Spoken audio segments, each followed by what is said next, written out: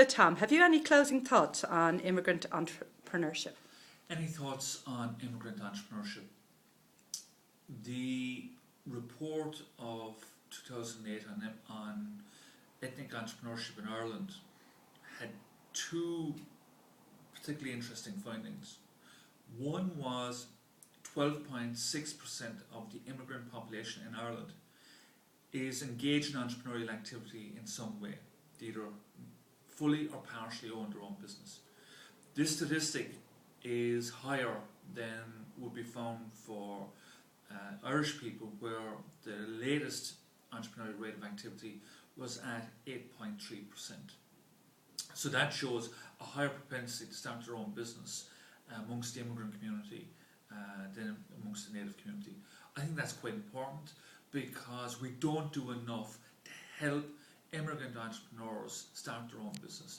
They have additional and distinctive challenges that are not catered for by the enterprise agencies. That's one point. The second point is one which will give me great cause for concern, because again in that same report we found that in excess of 64% of those businesses had turnover of less than €50,000 per year. Now, less than 50,000 turnover, cannot sustain an individual in terms of surviving in a business and keeping the business alive. And part of the reason that happened was because they focused on their own communities.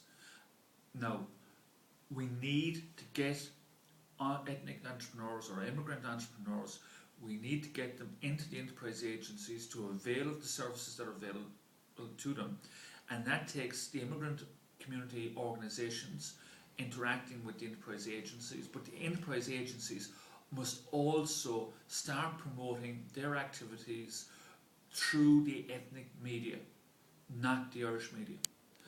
And once we get them engaged, we must then highlight that it is better for them to start the business that's open more broadly than their own communities, that's inclusive of Irish customers, because that gives them a better chance of being successful.